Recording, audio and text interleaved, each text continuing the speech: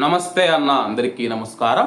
ప్రస్తుతం జరుగుతూ ఉన్న పరిణామాల మీద కువైట్ క్యాబినెట్ కీలక సమావేశం నిర్వహించింది. అలాగే ఈ యొక్క సమావేశంలో కువైట్ ప్రధానమంత్రి గారి అధ్యక్షతనైతే జరిగిందనమాట. వివరాల్లోకి వెళితే, పెరుగుతూ ఉన్న ప్రాంతీయ ఉద్రిక్తతలు మరియు గల్ఫ్ దేశాల స్థిరత్వానికి కొనసాగుతూ ఉన్న ముప్పుల మధ్య హిజ్బుల్లాతో అనుబంధం ఉన్న ఒక ఉగ్రవాద ముఠాను భద్రతా దళాలు విజయవంతంగా నిర్మూలించిన నేపథ్యంలో జాతీయ భద్రత ఒక రెడ్ లైన్గానే కొనసాగుతూ ఉందని చెప్పి కువైట్ క్యాబినెట్ పునరుద్ఘాటించింది.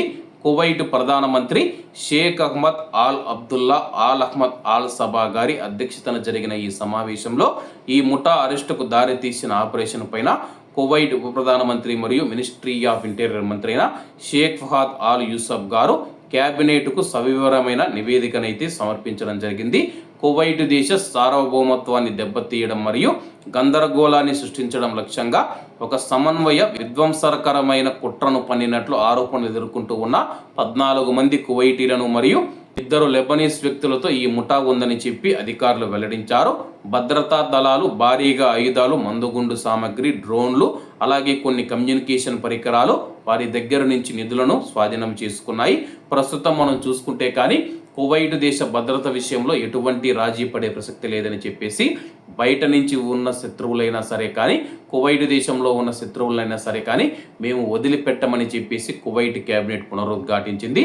ప్రస్తుతం ఉన్న పరిస్థితుల నేపథ్యంలో ఆ యొక్క బృందం కార్యకలాపాలను కువైట్ క్యాబినెట్ తీవ్రంగా ఖండించింది. ఉగ్రవాద సంస్థలతో ఎలాంటి సహకారం లేదా మద్దతు చూపిన వారిపైన కూడా కఠినమైన మరియు నిర్ణయాత్మక చర్యలు తీసుకుంటామని చెప్పి క్యాబినెట్ హెచ్చరించింది.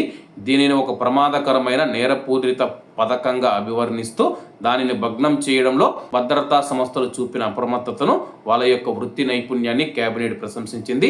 ప్రస్తుతం మనం చూసుకుంటే కానీ కువైట్ భద్రత అనేది ఒక రెడ్ లైన్ అని చెప్పేసి, ఆ యొక్క రెడ్ లైన్ను దాటాలని ఎవరు ప్రయత్నించినా సరే కానీ తీవ్రమైన పరిణామాలు ఎదుర్కొంటారని చెప్పేసి క్యాబినెట్ ప్రకటించింది. కాబట్టి అందరూ బాగుండాలి, అందులో మనం ఉండాలి. అందరికీ నమస్తే అన్న, జై హింద్.